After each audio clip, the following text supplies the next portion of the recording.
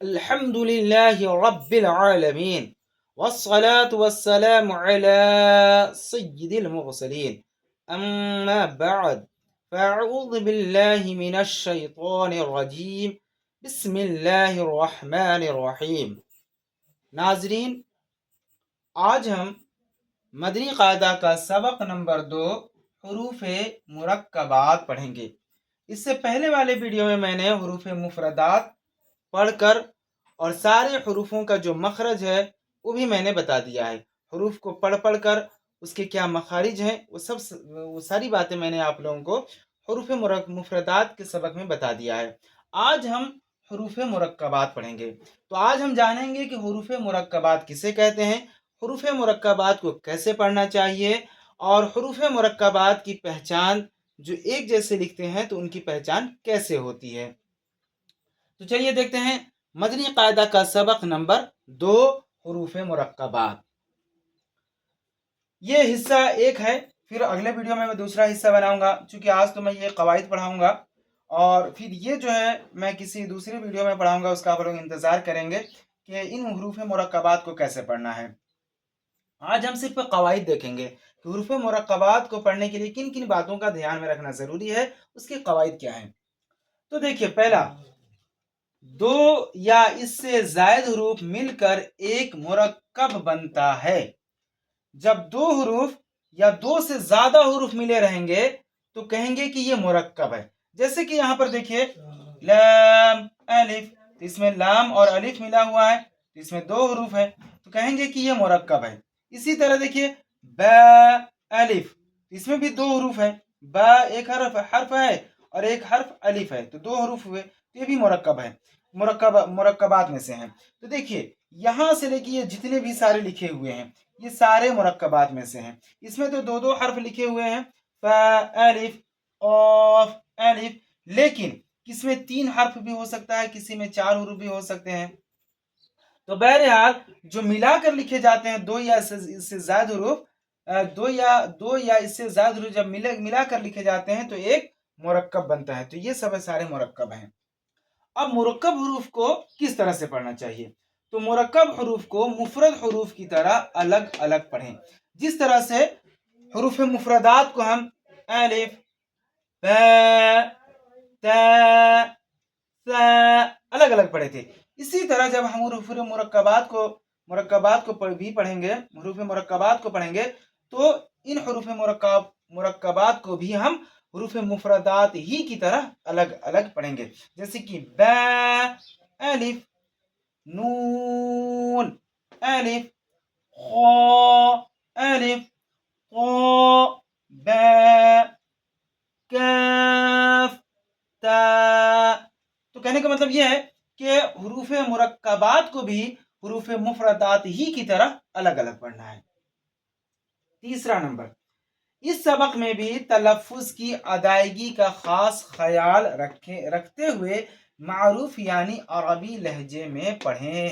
اس سبق میں بھی جس طرح سے ہم نے حروف مفردات میں تلفظ کا خاص خیال رکھا اور سارے حروف کو ان کے مخارج کے ساتھ ادا کیا، اسی طرح ان کو بھی حروف مرکبات کو بھی جو ہے حروف مرکبات کو پڑھنے میں بھی اس بات کا خاص خیال رکھنا ہے کہ ان کے بھی الفاظ تلفظ کی ادائیگی کا خاص خیال رکھنا ہے، اور ان سارے حروف کو مفرد حروفی کی طرح الگ الگ پڑھنا ہے اور عربی لہجے میں ہی پڑھنا ہے، اردو کی طرح. جیسے کہ بے الف تے الف تے الف ہے الف ایسا نہیں پڑھنا ہے، بلکہ جو ہے عربی لہجے میں ہی اس کو بھی پڑھنا ہے. جیسے کہ با الف نون الف تا الف. تو اس کو بھی کہنے کا مطلب یہ ہے کہ حروف مرکبات کو بھی حروف مفردات ہی کی طرح عربی لہجے میں اس کو بھی پڑھنا ہے. چوتھی بات، جب 2 یا اس سے زائد حروف ملا کر لکھے جاتے ہیں تو ان کی شکل کچھ بدل جاتی ہے. اکثر حروف کا سر لکھا جاتا ہے और धड़ छोड़ दिया जाता है। क्या बोल रहे हैं कि जब दो हरूफ मिलाकर लिखे जाएं, दो या दो से ज्यादा हरूफ यानी कि 3-4 हरूफ जब मिलाकर लिखे जाते हैं तो उनकी शक्ल कुछ बदल जाती है। अक्सर हरूफ का सर लिखा जाता है और धड़ छोड़ दिया जाता है। तो देखिए जैसे ये लिखा है बहुत, है ना, तो बहुत ये पूरा इस तरह से लिखते हैं बहुत। लेकिन जब मुरक्कब जब जो है मिलाकर लिखेंगे, हम जब इसको मुरक्कब बनाएंगे, है ना, दो या इससे ज्यादा हरूफ मिलाकर लिखे जाते हैं तो उनकी शक्ल कुछ बदल जाती है। तो जब हम मिलाकर लिखेंगे, ये तो बहुत है, ये हरूफ मुफरद है, अकेला ही है, लेकिन जब हम इसमें किसी भी चीज किसी भी हर्फ को मिलाएंगे तो क्या करेंगे, इसका सिर्फ सर लिखेंगे, ये जो सर है इसको लिखेंगे, धड़ छोड़ देंगे, मतलब ये वाला जो हिस्सा है इसको नहीं लिखेंगे, सिर्फ ये वाला जो हिस्सा है इसको ही हम सिर्फ लिखेंगे। तो जब दो या इससे जायद हरूफ मिलाकर लिखे जाते हैं तो उनकी शक्ल कुछ बदल जाती है। तो जाहिर सी बात है ये धड़ को जब हम इस तरह से मिटा देंगे, है ना, तो शक्ल जो है थोड़ी सी बदल जाएगी, सिर्फ इतना सा बचेगा, इसका सर बचेगा।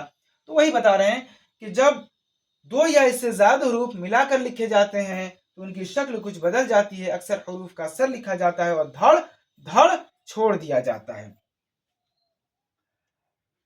अब अगला पॉइंट देखिए, जो हरूफ मुरक्कब होने की हालत में, यानी जब दो या इससे ज्यादा हरूफ लिखे जाते हैं तो ऐसे हालत में जो हरूफ मुरक्कब होने की हालत में एक जैसे लिखे जाते हैं, एक जैसे लिखे जाते हैं। अब यहां से देखिए ये ब, नून, त, सा, इसमें सब में अलिफ लगा हुआ है, ब अलिफ, नून अलिफ, त अलिफ, त अलिफ, तो इनकी शक्ल एक ही जैसी है।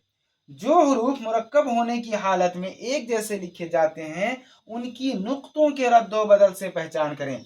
तो देखिए मुरक्कब ये सब सारे हैं, यहां से लेके यहां तक सारे मुरक्कब ही हैं, मगर जो शक्ल एक जैसी है ये यहां से लेके यहां तक इनकी शक्ल जो है चारों की एक जैसी है।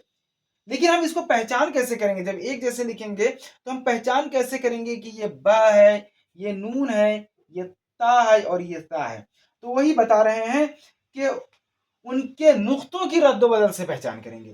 क्या कि अगर शक्ल तो एक जैसी है लेकिन एक नुक्ता अगर नीचे यहां पर लिख देंगे तो बा हो जाएगा, इसी एक नुक्ता को अगर यहां ऊपर लिख देंगे तो नून हो जाएगा, और इसी दो नुक्ता को अगर ऊपर लिखे हैं तो ये ता है, लेकिन इसी दो नुक्ते को अगर हम नीचे ले लाएं तो या हो जाएगा, है ना।